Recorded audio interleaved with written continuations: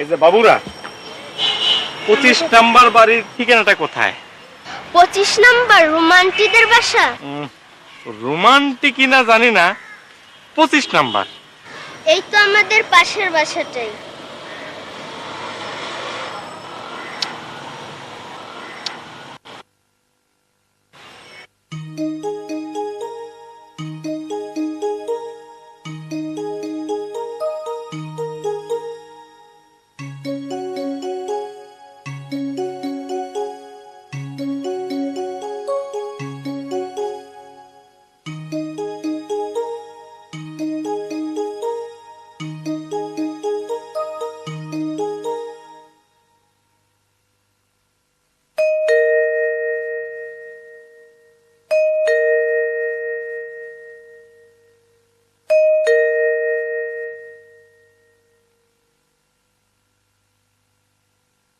কে একজন জানা, দরজাটা খুলে দে। তুই জানা, এখন গেলে স্যার রাগ করবেন। পেয়ে গেছি পেয়ে গেছি পেয়ে গেছি। হ্যাঁ হ্যাঁ, এই বইটা বুঝলে, এই বইটা মোটামুটি আমাদের ইতিহাসটা ধরতে পেরেছে।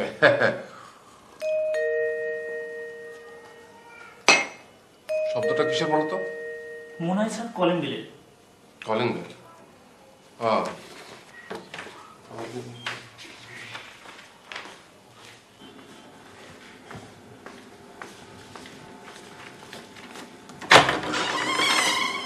আসসালামু আলাইকুম। এসো এসো, দেরি করলে কেন?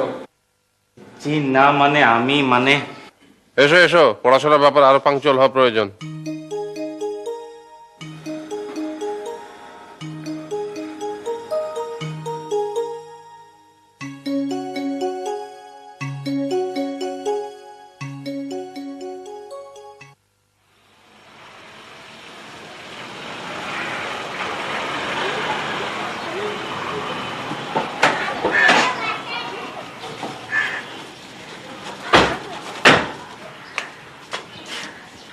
আমিন চাচা, 6টার সময় বাবার মিটিং আছে, মনে আছে তো? আমার মনে আছে ঠিকই, সাহেবের মনে আছে কিনা দেখো যে। করিম মিয়া, সাহেব কিন্তু 6টার সময় বেরোবে, তুমি তৈরি থেকো।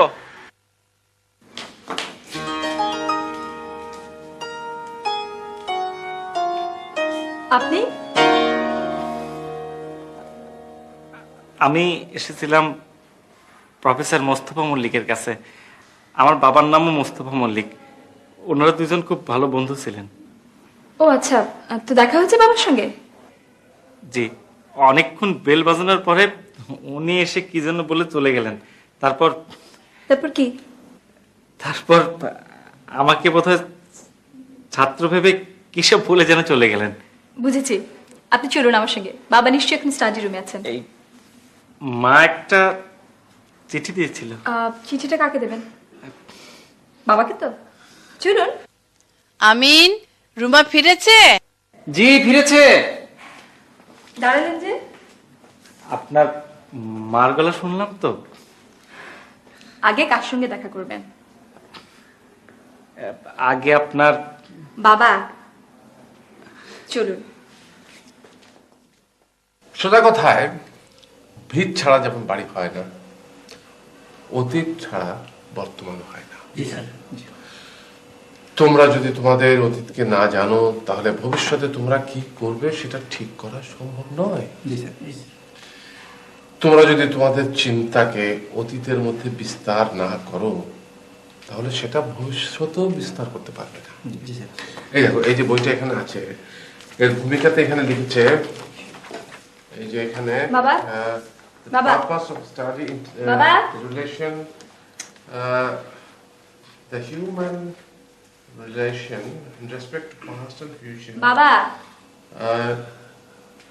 কি ব্যাপার, আমি কি তোমাদের সাথে কোনো রসিকতা করেছি? না স্যার, মানে না, তোমরা তো এমনি এমনি হাসনি, নিশ্চয়ই কোনো একটা কারণ ঘটছে।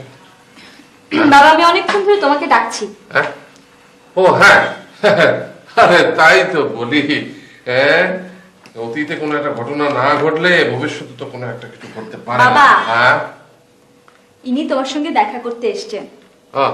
কেন, কি ব্যাপার? আরে কি ব্যাপার, এত দেরি কেন? এইভাবে তো পড়াশোনা হয় না। ও বাবা উনি তোমার ছাত্র নন। ও ও দেখুন, কিছু মনে করবেন না, মানে এই জি না, মানে চাচা, উনি তোমার বন্ধুর ছেলে। বন্ধু, বন্ধুর ছেলে? হ্যাঁ, ওর বাবার নামও মুস্তফা মল্লিক। মুস্তফা, মুস্তফা মল্লিক কোথায় গেল? মুস্তফা মল্লিক, আরে সে তো একটা আস্ত বেল্লিক। সে কোথায় কোথায় সে এসছে নাকি? চাচা, বাবা 2 বছর হলো মারা গেছেন। ও মারা গেছে। ও মা আপনাকে একটা চিঠি দিয়েছিল।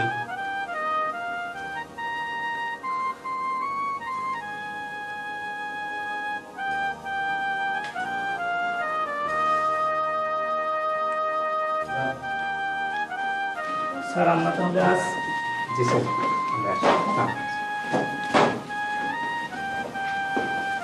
মুস্তফা কবে মারা গেল? 2 বছর হলো। হ্যাঁ, যোগাযোগ তো অতীতের, তারপরে মাঝখানে যোগাযোগ কেটে গেল, আবার তুমি এলে সেই যোগাযোগ স্থাপন করলে। মানুষের জীবনটাই এমনি, মানুষ অতীত থেকে বর্তমানে আসে, বর্তমান থেকে ভবিষ্যতে চলে যায়। আজ তুমি এলে মোস্তফার ভাবনা ধারণা নিয়ে আমার কাছে। বাবা চিঠিটা পড়ো। ও হ্যাঁ, তুমি তো কি একটা চিঠি আমাকে দিয়েছিলে না? চিঠিটা কোথায় রাখলাম মা? বাবা হ্যাঁ? এই যে চিঠিটা তোমার হাতে। ও হ্যাঁ, তাই তো।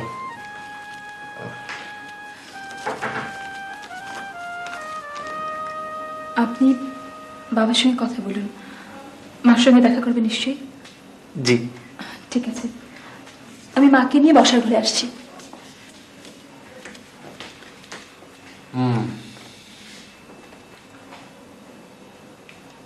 চাকরি করবে আর পড়বে। জি। তোমার থাকার ব্যবস্থা তো আমার এখানে হতে পারে, কোনো অসুবিধা নেই, কিন্তু চাকরিটা পেতে অসুবিধা হবে। আর তুমি এক কাজ করো, আমার মেয়ে বুচিকে তুমি পড়াও। জি। হ্যাঁ, তুমি বুচিকে পড়াও, আমি তোমার পড়ার খরচটা দিব। এমনি এমনি খরচ দিলে তো সেটা আবার দান করা হয়ে যায়। মোস্তফার ছেলেকে তো আমি দান করতে পারি না, সেটা মোস্তফার অপমান হয়। আমি সেই জন্য বললাম যে তুমি পড়ার খরচটা আর্ন করো। জি। আহা, তুমি এত ঘাবড়াচ্ছ কেন? তোমাকে কাউকে কিছু বলতে হবে না, আমি সব ঠিক করে দিচ্ছি। তুমি চলো, আমার সঙ্গে চলো, তুমি আমার মেয়ে মুনিয়াকে পড়াবে। হ্যাঁ, মুনিয়া, মুনিয়া, ও খেদি বুচি। দেখো না বাবা আবার সেই খেদি বুচি মুনি এইসব শুরু করেছে মুনিয়া! ভদ্রলোকের সামনে। মুনিয়া ওর মা একসঙ্গে আছে। বাবাকে একটু থামো তো। তোর বাবার যা কাণ্ড। এই, আচ্ছা তুমি সেই কখন থেকে মুনিয়ে মুনিয়ে করছো কেন বলো তো? মেয়ে তো প্রায় কেঁদেই ফেলে। মা তুমি না আরেকজন, আমি আবার কাঁদলাম কখন? আচ্ছা ঠিক আছে, রুমার নামটা বুঝি তোমার মনে থাকে না? না ও হ্যাঁ হ্যাঁ, ও ও ও তো রুমাই।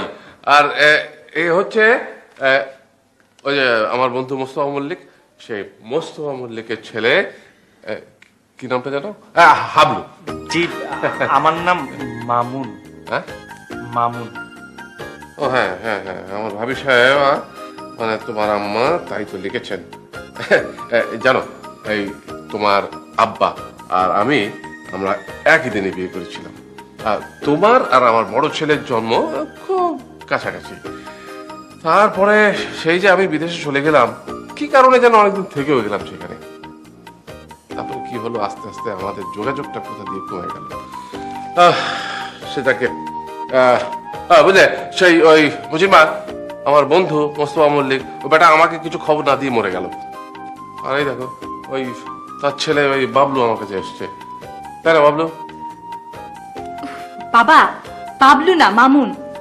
ও হ্যাঁ হ্যাঁ হ্যাঁ, মামুন। মামুন, এই মামুন আমাদের বাড়িতে থাকবে, ও বুচিকে পড়াবে, আর আমি ওর পড়ার খরচ চালাবো। তাহলে হাবলু, আমি সব কথা বলে দিয়েছি সবাইকে। এখন ওহো, ওই আমার ছেলেগুলো বসে রয়েছে, দেখে বলো। বাবা, ওরা তো চলে গেছে। চলে গেছে নাকি? কেন কেন? আরে ওরা তো বড্ড ফাঁকিবাজ হয়ে গেছে। এভাবে তো ওরা কিছু শিখবে না, কিছু জানতে পারবে না, নিজেকে চিনবে না। নিজেকে না চিনলে একটা গোলক ধাঁধার ভিতরে থেকে যাবে। না যাই, আমি ওই বইটা আরেকবার হাতে দেখি ওর ভিতরে কি সব আছে। লাভলু, তুমি তুমি একটু বসো, যেও না এখন। আরে তুমি না মামুন ভাই কাছ থেকে যেতে বললে। ও হ্যাঁ হ্যাঁ, তাহলে তুমি থেকেই যেও। বাবা, 6টায় তোমার মিটিং আছে। ও হ্যাঁ হ্যাঁ হ্যাঁ, মিটিং মিটিং। এখন আর কাউকে চিনবে না। চলো বাবা।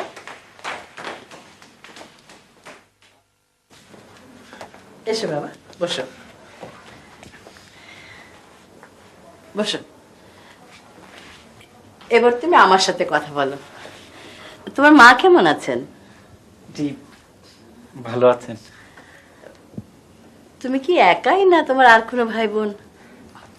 আমার ছোট 2 ভাই আছে, বোন নেই। তোমার মাকে নিয়ে এলে না কেন? কেমন আছেন উনি? কতকাল দেখা নেই, খুব রসিক ছিলেন। এখনো তিনি আছেন তো? তা আছেন, মা এখনো হাসেন। বাবা তো খুব আমোদে লোক ছিলেন। বাবা মারা যাওয়ার সময় আমাদের সবার খুব কষ্ট হয়েছিল। মা কখনো মুখ কালো করে থাকেননি, এখনো হাসেন। হেসে বলেন, তোদের দেখার যখন কেউ নেই, আল্লাহ আছেন, তিনি দেখবেন। তোমার মা ঠিকই বলেছেন। আল্লাহর ইচ্ছেতে তো তুমি এখানে এলে, আর পড়ার ব্যবস্থাও হয়ে গেল। তো কোন সাবজেক্ট পড়বে কিছু ঠিক করেছো? ইংরেজিতে MA করব ভাবছি। খুব ভালো করেছো। রুমাও তাই পড়তে চাচ্ছে। ওকে পড়াতে তোমার সুবিধা হবে তাহলে। আপনি নিশ্চয়ই খুব টায়ার্ড। না না, কই না হয়ে পারি না। একে তো জার্নি, তারপর বাবার ওই সব নানা রকম নামকরণের সাথে আন্ডারস্ট্যান্ডিং। তোমার চাচার মনে যখন যে নাম ওঠে তাই বলেই ডাকেন। তুমি কিছু মনে করো না বাবা। না না, সবগুলোই আদরের নাম। কি যে বলেন না আপনি, বুচি বুচি একটা আদরের নাম হলো। তাছাড়া আমি কি বুচি? দেখুন তো তাকিয়ে, কই দেখুন। কেন জ্বালাচ্ছে সুমা? তার চেয়ে বরং ওর জন্য একটা রুম টুমের ব্যবস্থা দেখ। ওহো, ভুল হয়ে গেছে। আচ্ছা কই, আপনার সাথে তো মালপত্র কিছু দেখলাম না। এসে একটা হোটেলে উঠে তারপর বাসা খুঁজতে বেরিয়েছিলাম তো। ও, তাহলে আপনি যান, এক্ষুনি ওগুলো নিয়ে আসুন। বেশ। আচ্ছা না থাক। আচ্ছা জি।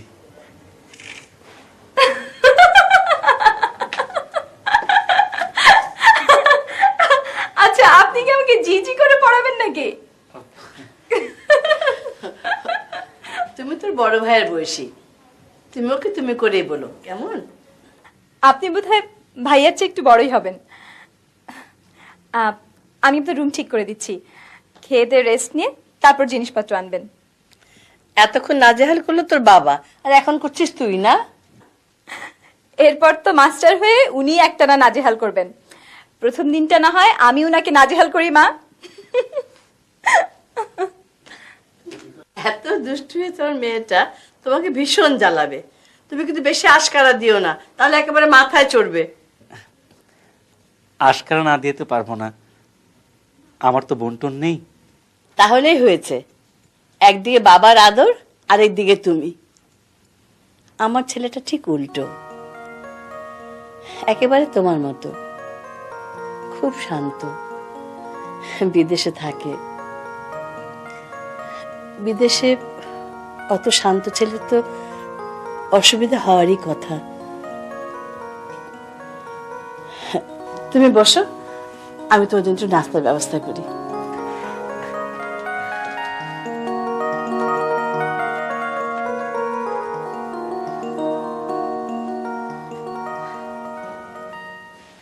মামুনের কথা বলছিলাম, আমাদের এখন বয়স হয়েছে, আপদে বিপদে কাজে লাগবে। ছেলেটাকে দেখলে বড় মায়া হয়। ছেলেটাকে আমারও খুব পছন্দ। ওর মা বড় আশা করে আমাদের কাছে পাঠিয়েছে। ওর বাবা বন্ধু হিসাবে খুবই আন্তরিক ছিল সত্যি। যদি বেঁচে থাকতো তাহলে ছেলেটাকে এভাবে আমাদের কাছে আসতে হতো না। সবই ভাগ্য। রুমা কিন্তু ওকে টিচার হিসেবে পেয়ে খুব খুশি হয়েছে।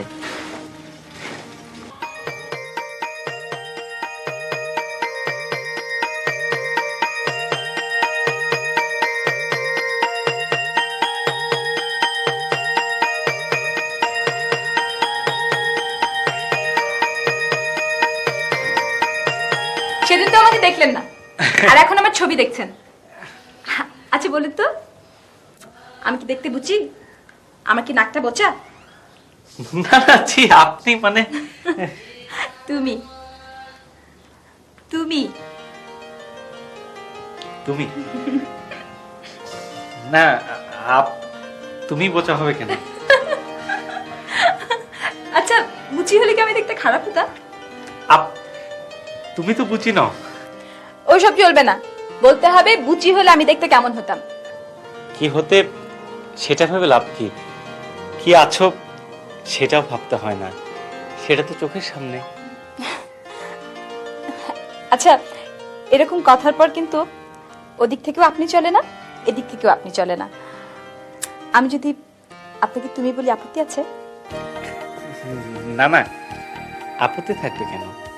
যদিও তুমি আমার টিচার, কিন্তু টিচার তো বন্ধু হতেই পারে, তাই না? হঠাৎ আমাকে না মানে আমার মতো মানে তোমার বড় ভাইয়ের চেয়ে বড় একজনকে বন্ধু ভাবতে হঠাৎ ইচ্ছে হলো কেন? আমার কোনো বন্ধু নেই বলে? তোমার বন্ধু নেই এ হতেই পারে না। কেন হতে পারে না? আপনার তোমার মতো মেয়ের বন্ধু হওয়ার জন্য কত লোকের অভাব আছে। বন্ধু হতে চায় এমন লোকের অভাব নেই, কিন্তু বন্ধু হবার যোগ্যতা থাকতে হবে তো। আমার সে যোগ্যতা আছে বুঝলে কি করে? কেন? তোমার চোখ দেখে, আর তোতলিয়ে কথা বললেও কথা বলার ধরন দেখে। রুমা, এত তাড়াতাড়ি কোনো বিষয়ে সিদ্ধান্ত নেওয়া উচিত নয়। জানি না, উচিত না হলেও আমার প্রয়োজন। মানে মানে আমার একজন বন্ধু প্রয়োজন, যাকে সব কথা বলা যায়, বিশ্বাস করা যায়।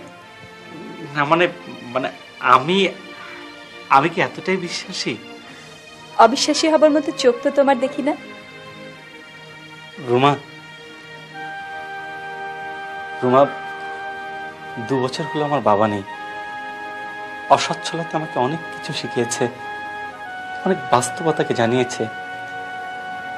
বিশ্বাসের ভিত্তিতেই অবিশ্বাসের জন্ম হয়।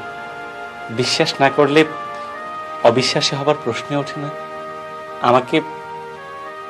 আমাকে এসবের বাইরে রাখলে আমি তোমার কাছে অনেক সহজ হতে পারবো। কিন্তু আমার যে কাউকে সব কথা বলতে ইচ্ছে করে। কি কথা? ওর কথা। মাম ভাই চলো তোমার ঘরে গিয়ে বসি। মানে আমি চাচা, তুমি খাবারের ট্রেটা না মামুন ভাই রুমে নিয়ে এসো। হ্যাঁ আচ্ছা। চলো।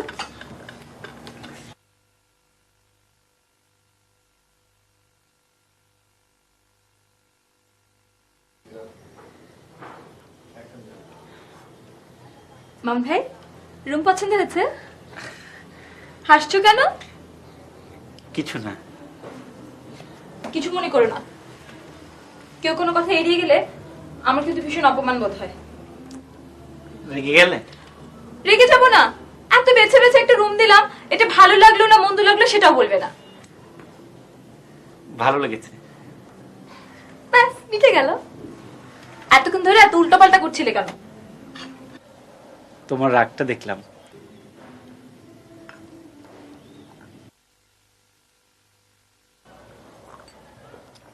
যাকে পড়াবো তার আগের ধরনটা জেনে রাখা ভালো। এরকম সোজাসুজি কথা বললে আমার ভালো লাগে, কারণ সোজাসুজি কথা ছাড়া বন্ধুত্ব হয় না। আবার হাসছো কেন? শুধু নিজের কথা বলার জন্য যে বন্ধুত্ব, সে বন্ধুত্ব টেকে না। খুব বললো একটা কথা। কেন, এরকম অনেক কথা আছে না যেটা বাবাকে বলা যায় না, মাকে বলা যায় না, স্বামী স্ত্রীকে বলা যায় না, আবার প্রেমিক প্রেমিকাকেও বলা যায় না, কিন্তু বন্ধুকে বলা যায়। আহ, এমন কথা কি তোমার আছে? আছে। আমি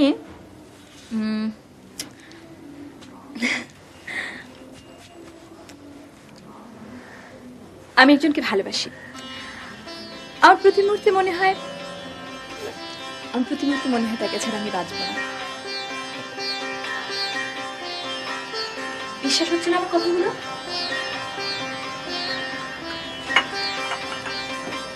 মামু ভাই,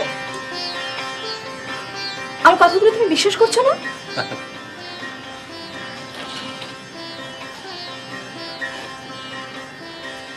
কি কি কারণে বিশ্বাস হলো না আমাকে বলো। আচ্ছা, তুমি কি আমার কথাগুলো এই বয়সের একটা স্বাভাবিক ঘটনা হিসেবে দেখছো? ধরো যদি ওকে আমি না পাই।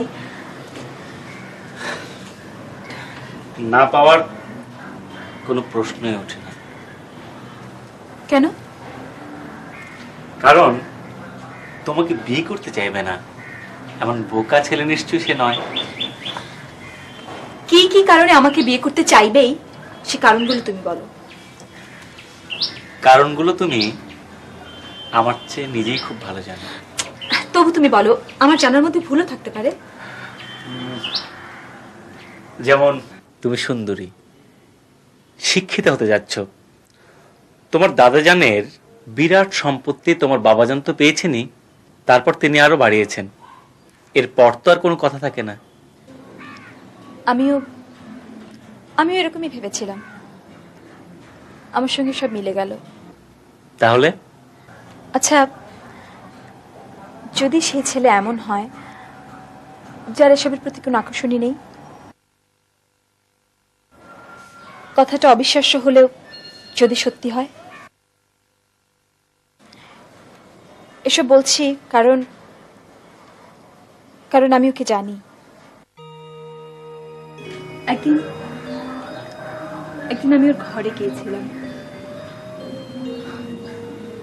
খুব সামান্য একটা ঘর, খুবই সামান্য, কিন্তু তারই মধ্যে অসামান্য সুন্দর একটা সেতার। আমি বাড়িতে ফাঁকি দিয়ে গিয়েছিলাম, যেতাম না। যতই ভালোবাসি না কেন, আমি জানি আমাদের দেশে একটা ছেলের ঘরে একটা মেয়ে কখনো একা যায় না। আমিও যেতাম না, কিন্তু সেদিন ছিল পূর্ণিমা, বৈশাখী পূর্ণিমা। অনেক হাওয়া ছিল, হাওয়াকে মনে হচ্ছিল জ্যোৎস্নার ঝাপটা। এমনও মনে হচ্ছিল বৃষ্টির ছাটের মতো জ্যোৎস্না, বাইরে বেরোলে যেন ভিজিয়ে দেবে আমার সমস্ত শরীর। ভীষণ একা লাগছিল, খুব একা লাগছিল, তাই চলে গেলাম।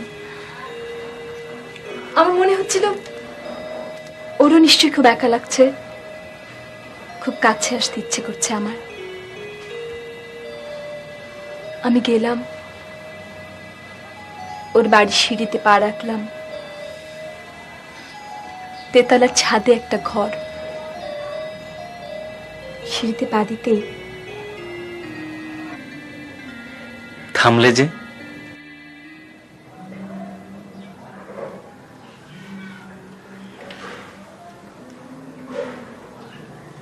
ওর ঘরের সামনে খোলা ছাদে জ্যোৎস্না যেন কাঁদে। সেতার বাজাচ্ছিল।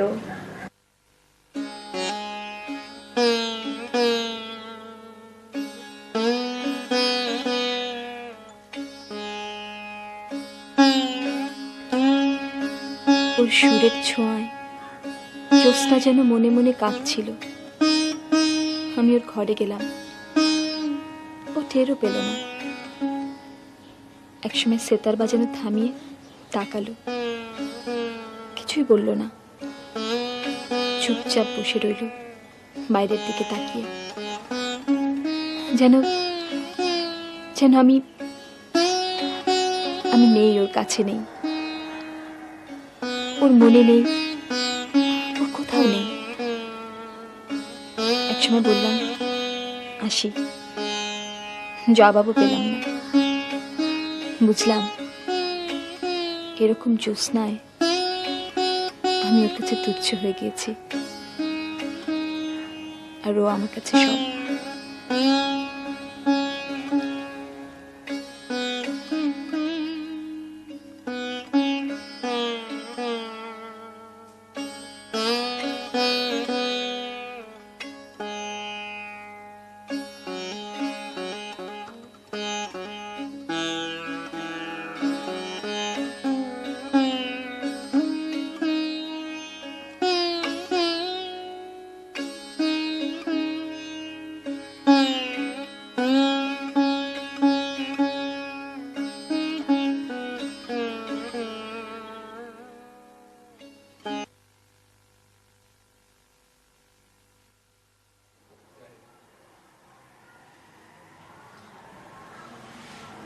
রুমা,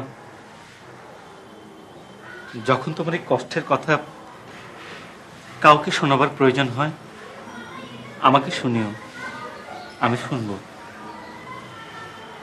একটা সত্যি কথা বলবে? বলবো। আমাকে দেখলে কি তোমার লোভ হয়? হঠাৎ মানে আমার কথা জেনে? রুমা, আমি তো শিক্ষক। কিন্তু তুমি তো একজন মানুষও। তোমার বাবার কাছে যারা পড়তে আসে সবাই তোমার লোভে আসে, পড়তে কেউ আসে বলে মনে হয় না। তুমি যদি বাবার ছাত্র হতে? রুমা, রুমা, আমাকে তোমার ব্যক্তিগত ব্যাপারে জড়িও না, আমাকে বিব্রত করো না।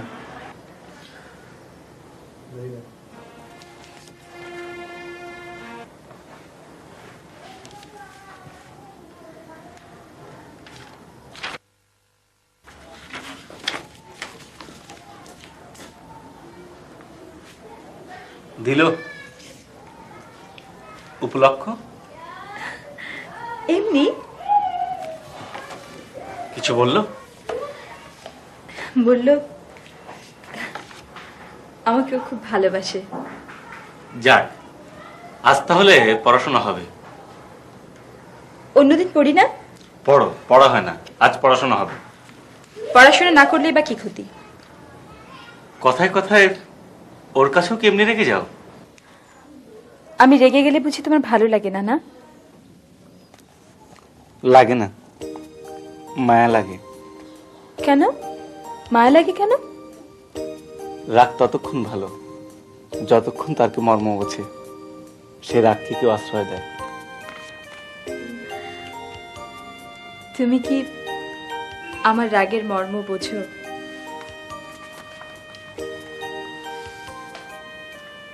বুঝি। সেজন্যই তো তোমার সঙ্গে আমার রাগারাগি। তারপরে তোমার সঙ্গে হয় না। কখন কি কোথায় থাকবো ঠিক আছে? যখনকার কথা তখন ভাবা যাবে। ভাবতে হবে আগেই। না ভাবলে কষ্ট পাওয়ার সম্ভাবনা। পেলামই বা। জানলে আমার দুঃখ। কেন? আগে সাবধান করলেও পারতাম। করলে তো। হ্যাঁ, সান্ত্বনাটুকু থাকবে।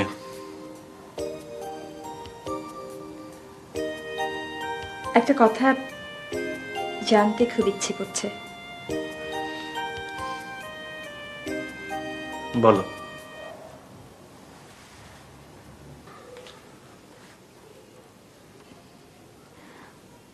যদি আমি কাউকে ভালো না বাসতাম, কিংবা কেউ আমাকে ভালো না বাসতো, তুমি বাসতে?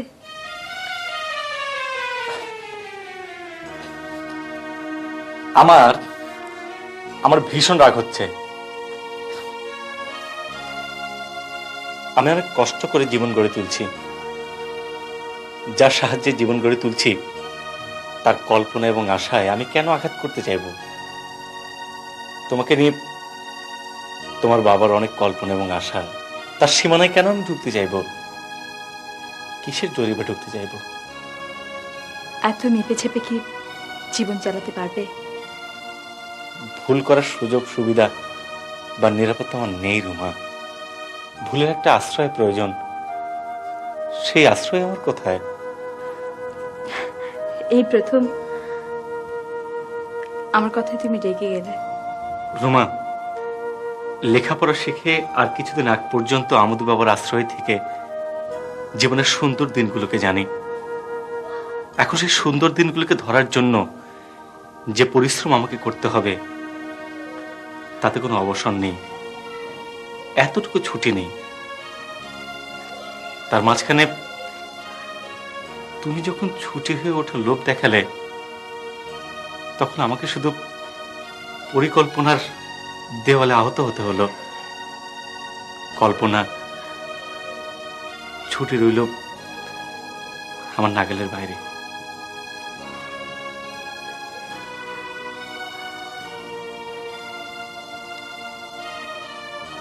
পড়বে না?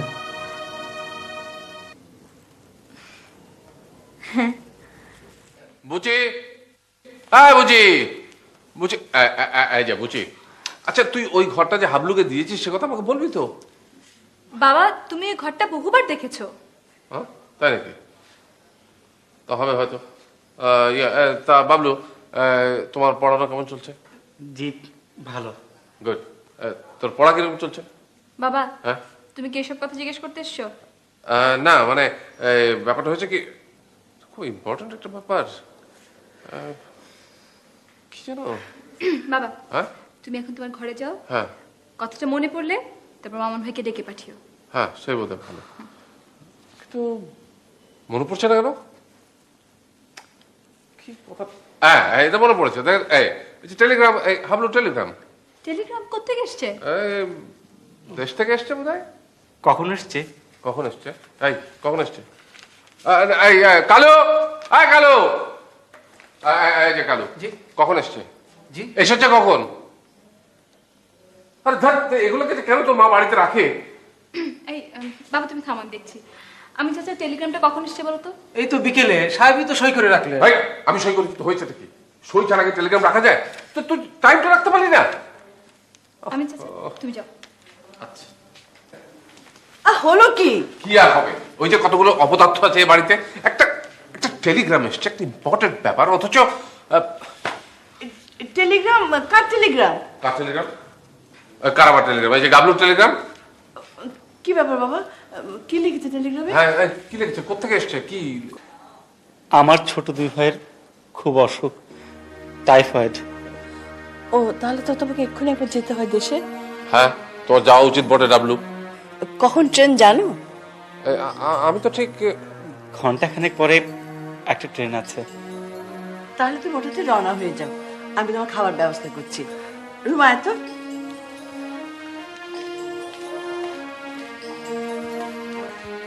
বাবুল, টাইফয়েড বলছিলে না? জি। টাইফয়েড হলে তো অনেক টাকা খরচ হচ্ছে, তাই না? জি। আচ্ছা, কত টাকা খরচ হতে পারে বলে তুমি আন্দাজ করো? দুজনের একসঙ্গে তো 1000-5 তো লাগবেই। কত লাগবে? বেশ টাকা। হ্যাঁ,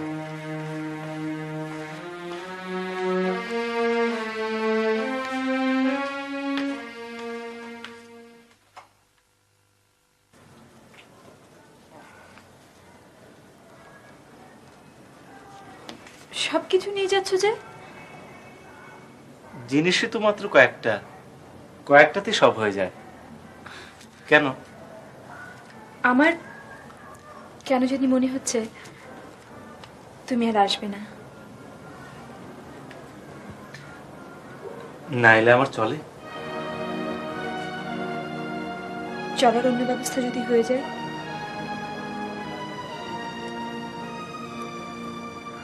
আজ একটু আগে বললাম না, পরিকল্পনার দেওয়াল আমার চারপাশে, কল্পনা থাকে তার বাইরে। দুজন দুজনের অনাত্মীয়, অচেনা হয়ে গেছে। 2 বছর তো কম সময় নয়। খেতে চলো। যে কদিন না আসি, তোমার মনের কথা খুলে না হয় চিঠি দিয়ে লিখো। জবাব পাবো? জবাবের কি দরকার? যে কমাস এখানে আছি বলেছ বলার জন্য, জবাবের জন্য তো বলনি। মাঝে মাঝে কথা এগিয়ে নেবার জন্য 2-1টা কথা বলেছি, ঠিক সেরকম জবাব অবশ্যই পাবে। এটুকু দয়া করলেই চলবে। রুমা, বলো।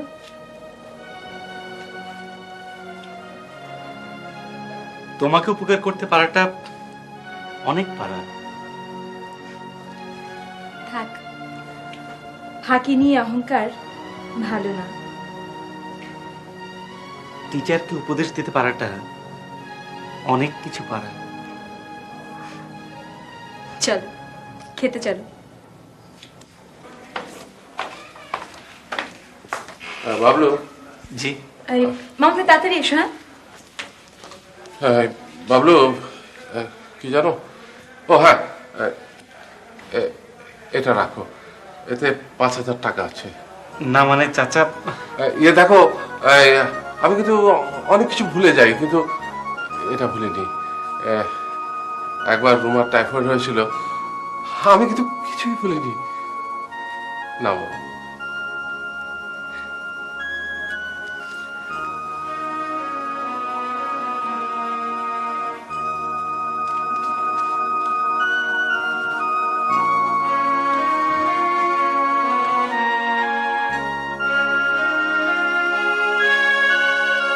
কি হলো মামুন ভাই? এসো। চলো। তুমি কিন্তু কিছু বললে না, কি পড়বো টড়বো? ও মানে ক্লাসে যেগুলো পড়াবে সেগুলো অন্তত একবার করে পড়বে, যেগুলো না বুঝবে সেগুলো মার্ক করে রাখবে। আমি এসে সব পড়াবো। চলো।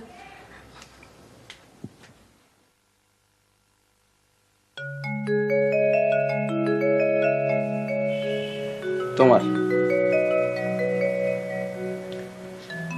আমি ভেবেছিলাম তোমার বুঝি অসুখ হয়েছে, এই প্রথম চিঠি দিয়ে আসতে বললে তো। হ্যাঁ রুমা, বলো। কাল অনেক রাত্রে বৃষ্টি এসেছিল।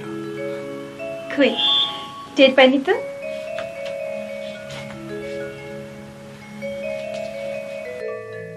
অথচ একদিকে চারটা ঢাকা পড়েনি, জ্যোৎস্না ধুয়েতে বৃষ্টি হচ্ছিল। দেখতে দেখতে কালই প্রথম গানের বদলে তোমাকে মনে পড়ল। আমি বুঝলাম তোমাকে আমি ভীষণ চাই। সেই মুহূর্তে জানলাম তোমার কাছ থেকে আমাকে সরতে হবে। কেন? তোমাকে ভালোবাসি, সেই জন্যই। কিন্তু কেন? কারণ ভালোবাসার জন্য জীবন নয়, জীবনের জন্যই ভালোবাসা। আমি জীবন পালানো মানুষ, তুমি জীবন আঁকড়ানো মানুষ। দুজন দু মেরুর বাসিন্দা, একজন আরেকজনকে ভালোবাসতে পারে, ঘর বাঁধতে পারে না। একজন বাইরের মানুষ, আরেকজন ঘরের। গান জীবনের জন্য, অথচ গানই আমার জীবন। তুমি আমাকে নিয়ে ক্লান্ত হয়ে যাবে, তুমি চাইবে আমাকে সারা জীবনে, অথচ আমি হব শুধু কারুকাজ, কারো কাজ বিশেষ সময়ের জন্য, সব সময়ের জন্য নয় রুমা। তুমি তো জানো, তুমি নেই এমন একটা অবস্থার কথা ভাবলে আমার আমার নিঃশ্বাস বন্ধ হয়ে আসে। রুমা, জীবন একটা খরস্রোতা নদীর মতো, দুঃখের পরেও তার চলা থামে না, দুঃখকে সঙ্গে নিয়েই চলে। তোমার কাছ থেকে সরে যাবার পরও বৃষ্টি ধোয়া জ্যোৎস্নার রাত আরো আসবে, তোমাকে মনে পড়বে। একটা প্রচন্ড কষ্ট হবে যখন ভাববো তোমাকে খবর দিল তুমি আর আসবে না। সেই কষ্টকে সঙ্গে নিয়েও আমাকে মৃত্যু পর্যন্ত এগোতে হবে তোমাকে।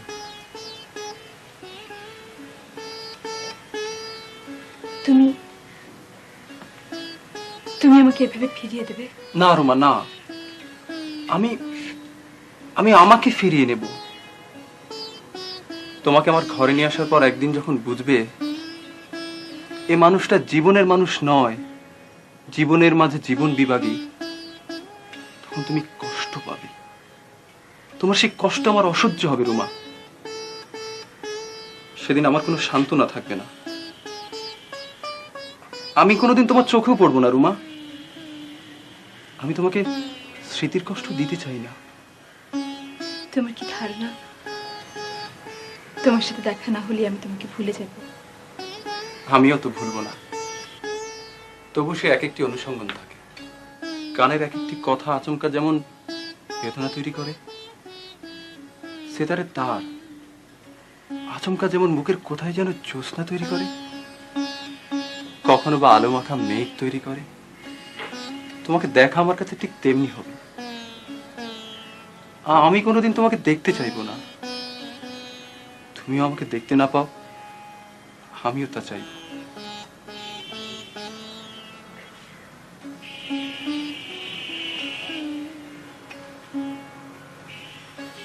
রুমা,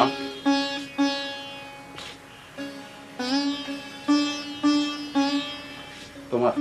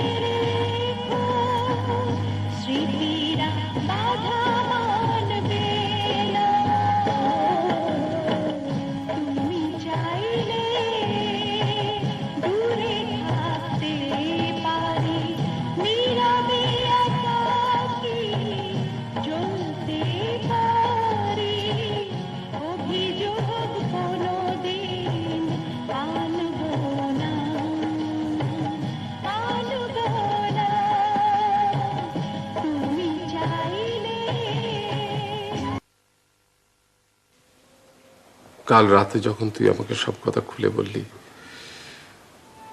তখন আমি একটা কথাই ভেবেছি, সব মানুষই কষ্ট পায়, কষ্ট সঙ্গে করে মানুষ বাঁচে।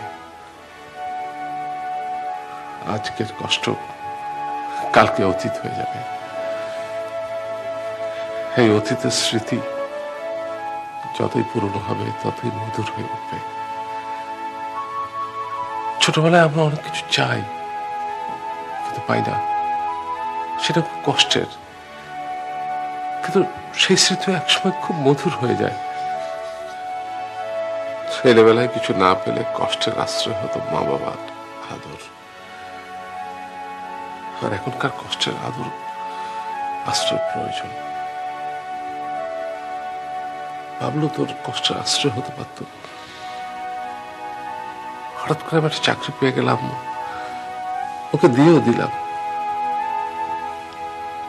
1 সপ্তাহ নোটিশ এসে চাকরি নিয়ে বিদেশ চলে গেছে।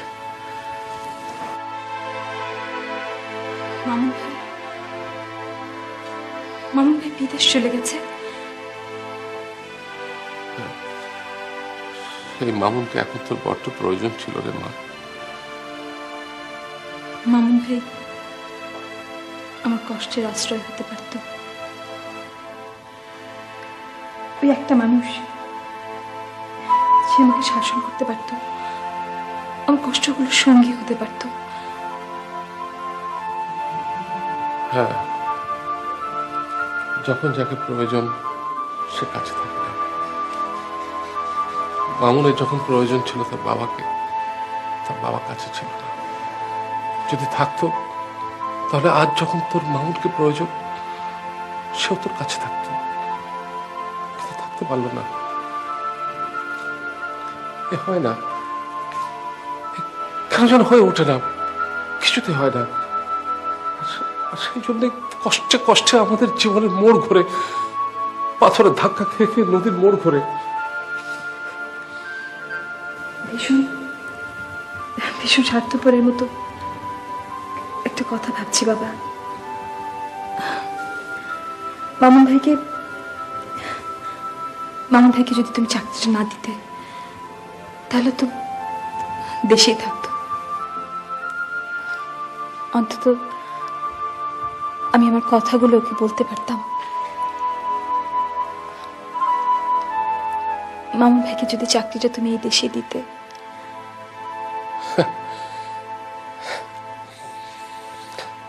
তাহলে তো পৃথিবীর সব নদী সোজা সরল রেখায় সমুদ্রে গিয়ে পড়তো মা।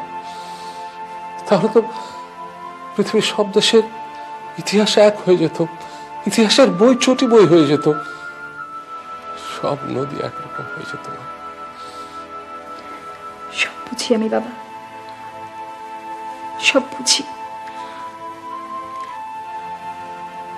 কিন্তু মনটাকে তো বোঝাতে পারি না।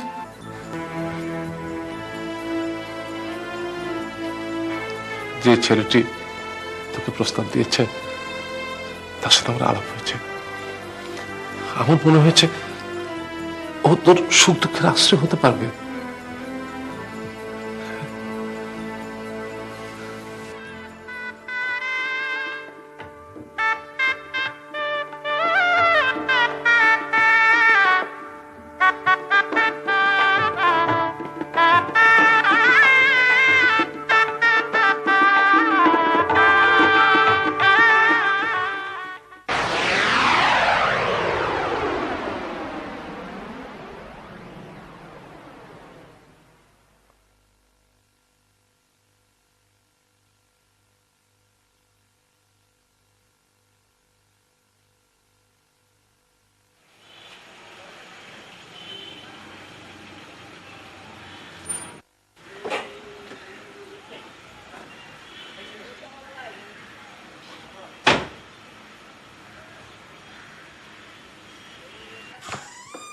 আসেন আসেন বাবা।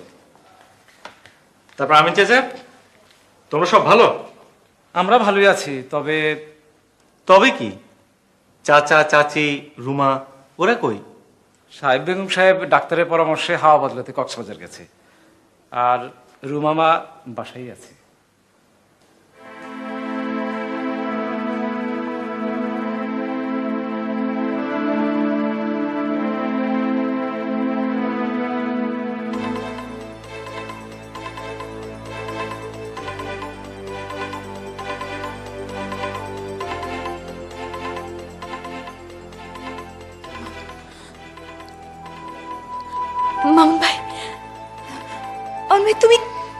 কবে এসছো?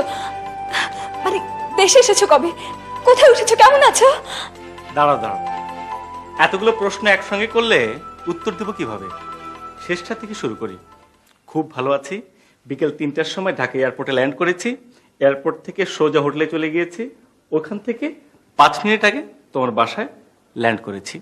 আমি চাচার কাছে শুনলাম সব খবর, তোমারটা বাদ দিয়ে। হোটেলে? ঢাকায় প্রথম দিন আসার অভ্যেসটা পাল্টাওনি এখনো? অভ্যেসটা তো পুরনো।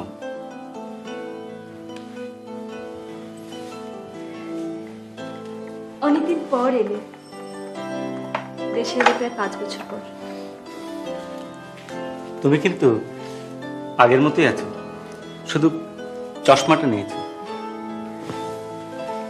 কথাটা বিশ্বাস করলাম না। আমারও তাই মনে হচ্ছে। বাহ, চমৎকার খাবার। অনেকদিন পর দেশি খাবার খেলাম। ভালো লেগেছে তোমার? আরেকটা নাও না। এবার বলো, তোমার বিবাহিত জীবন কেমন কাটছে? চাচা চিঠিতে জানিয়েছিলেন বেশ ধুমধাম করে তোমার বিয়ে হলো। তা তোমার প্রতিদ্বন্দ্বী কোথায়? আরিফ সাহেব? একবার ভেবেছিলাম তোমাকে একটা বিশাল পত্র দেব, পরে অবশ্য হয়ে ওঠেনি। হয়ে ওঠেনি বলে কিছু নেই, বলো ইচ্ছে হয়নি। ভাবলাম তুমি তোমার জীবন পেয়ে গেছো। পেয়েছি বই কি। বাবা বুঝি পরিষ্কার করে কিছু লেখেনি? মানে?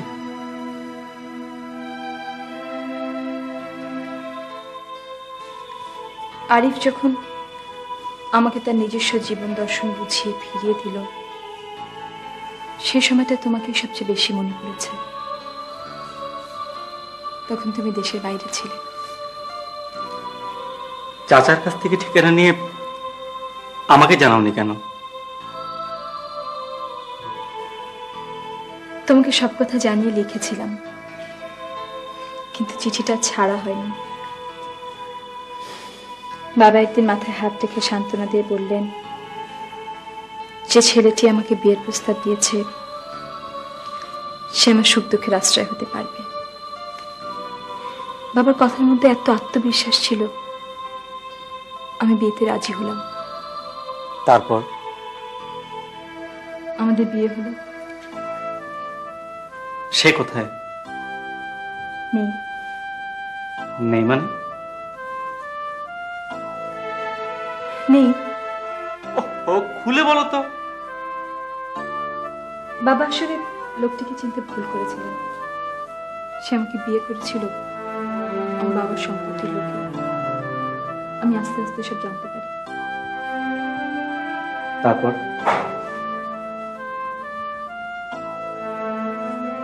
একদিন আমার অনুপস্থিতিতে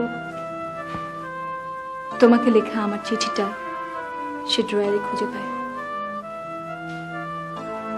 সেই চিঠিটাকে কেন্দ্র করে একদিন গভীর রাতে নেশাগ্রস্ত অবস্থায়। এই যে প্রফেসর মল্লিকের দুলালি কন্যা, আমাকে এভাবে ধোকা না দিলেও তো পারতে। কি বলছো আমি কিছুই বুঝতে পারছি না। তা পারবে কেন? ঠাকুর ঘরে কেড়ে আমি কলা খাই না। মামুনটাকে? মামুন? মামুন ভাই? মামুন ভাই? ভাই? তা ওই মামুনকে বিয়ে না করে আমার সাথে ঘর বেঁধেছে কেন? কি সব যাতা বলছো? এটা এটা কি আমার সাথে ধোঁকাবাজি? তুমি এত নীচ, আমার অ্যাবসেন্সে আমার ড্রয়ারে হাত দিয়েছো? হ্যাঁ দিয়েছি। প্রেম করেছো, প্রেমপত্র ধরা পড়েছে। ঘর করবে আমার সাথে আর ভালোবাসবে ওই প্রবাসী মামুনকে, তা হবে না। আমি আগেও বলেছি, তোমার বাবা যদি তোমাদের বাড়িটা আমার নামে লিখে দেন আর এই ব্যবসার জন্য বেশি না 1,10,000 টাকা দেন, তবেই তোমার এই কুকর্মের ক্ষমা পেতে পারো। ছি ছি, তুমি আমার স্বামী, এটা ভাবতে আমার ঘৃণা হচ্ছে। নীচ, তো লোভী তুমি। তুমি অস্বীকার করতে চাও? ওই মামুন নামের লোকটাকে তুমি ভালোবাসতে না? হ্যাঁ বাসতাম, আজও বাসি। বাহ, চমৎকার। তাহলে আর দ্বিধা কেন? নির্দ্বিধায় চলে যাও ওই মামুন নামের লোকটার কাছে। যাব, অবশ্যই যাব, কিন্তু তার আগে তোমার আসল চেহারাটা সবার সামনে খুলে দিয়ে যাব। তুমি তুমি একজন সৎ শিক্ষককে ঠকিয়েছ, সম্পত্তি লোভে তুমি তার মেয়েকে বিয়ে করেছো। আমার বাবা খুনাখুরি সেটা জানতে পারেনি, জানতে পারলে তোমার মতো একটা ফ্রড আর লোভীর সাথে কখনই আমার বিয়ে দিতেন না। কি বললে? আমি ফ্রড, লোভী? শুধু তাই না, তোমার চরিত্রের অধপতনের আরো একটা দিক আমি জেনেছি, যেটা স্ত্রী হিসেবে আমি কেন কোনো মেয়েই মেনে নেবে না। বাহ, নিজের অপরাধ ঢাকতে স্বামীর চরিত্রে কলঙ্কের ছাপ দিচ্ছ। তুমি জানো না রুমা মল্লিক, এই অডাসিটির পরিণাম তোমার কি ভয়াবহ ও নিষ্ঠুর হতে পারে? জানি না, জানো না। No, never. অপ্রিয় সত্য কথা বললে সবার মাথা দিয়ে আগুন ধরে যায়। হেয়ালে আমি মোটেও পছন্দ করি না। যা বলার স্পষ্ট করে বলো। তিন্নির সাথে তোমার কি সম্পর্ক? চুপ, একদম চুপ। তিন্নি সম্বন্ধে কোনো কথা বলবে না। একেবারে তেলে বেগুনে জ্বলে উঠছো যে। তিন্নি আমার বন্ধু, ব্যাস। বন্ধু? বন্ধুর সঙ্গে ব্যবসার নাম করে বিভিন্ন জায়গায় বেড়ানো কোনো স্ত্রী কিন্তু সেটা সহ্য করবে না।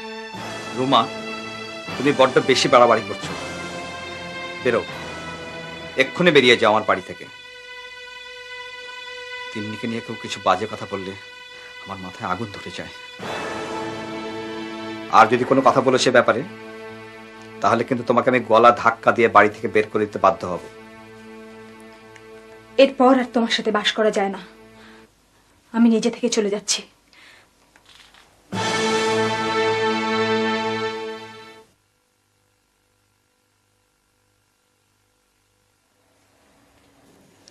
এরপর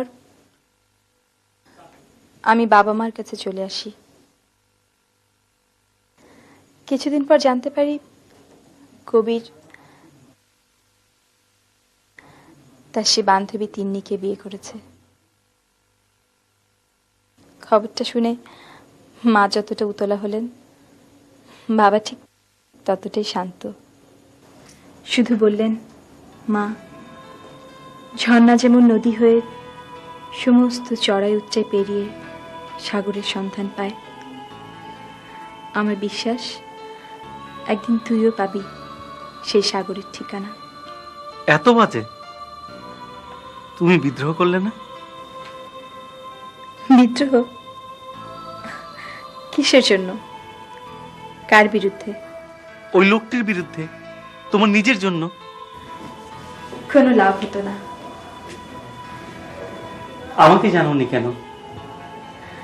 ওই যে তুমি যা বললে, হয়ে ওঠেনি।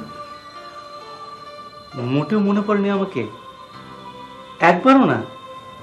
অনেকবার মামুন ভাই, অনেকবার। শুধু তোমাকে মনে পড়েছে। তাহলে অনেকবার ভেবেছি তোমাকে জানাবো, পরক্ষণে আবার মনে হচ্ছে কি বলার আছে আমার। অন্তত এইটুকু জানাতে পারতে, শিগগিরই চলে এসো মামুন ভাই। কি লাভ হতো তাতে বলো? তুমি চলে আসতে ঠিকই, কিন্তু তোমার খুব কষ্ট হতো।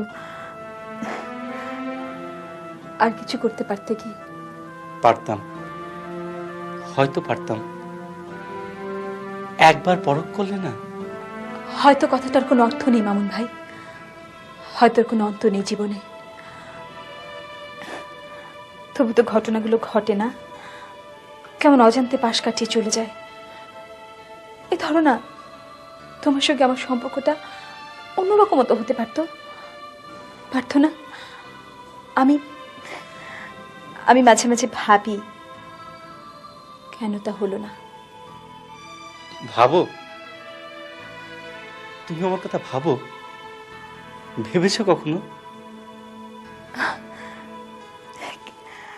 আসলে কিছু করার নেই তো আমার, তাই যত সব আজে বাজে ভাবনা আমাকে পেয়ে বসে। রোমা, আজ আমি চলি। আজ ট্রেনেই আমি গ্রামের বাড়িতে চলে যাব। মা আমাকে দেখার জন্য ব্যাকুল হয়ে আছেন। কেমন আছে তোমার মা? মাসখানেক আগে একটা চিঠি পেয়েছিলাম। ভালো আছেন। আর আটকাবো না তোমাকে। রুমা, রুমা, আমি বোধহয় তোমার মন খারাপ করে দিয়ে গেলাম। ও কিছু না, ঠিক হয়ে যাবে। আচ্ছা, তুমি কতদিন আছো দেশে? দেখি। বাবা মা সামনের সপ্তাহে কক্সবাজার থেকে চলে আসবেন। আমার জন্য না হলেও তাদের সঙ্গে দেখা করার জন্য একবার এসো। এভাবে বলছো কেন?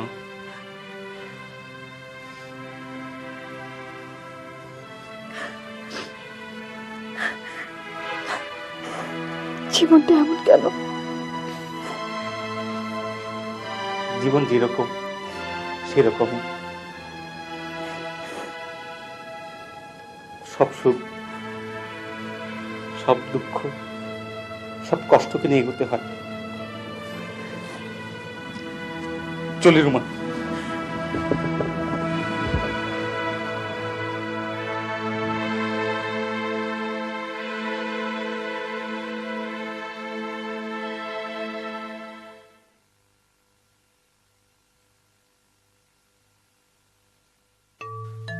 রুমা, আজ শুধু তোমার কথাই শোনা হলো, কিন্তু আমারও কিছু বলার আছে।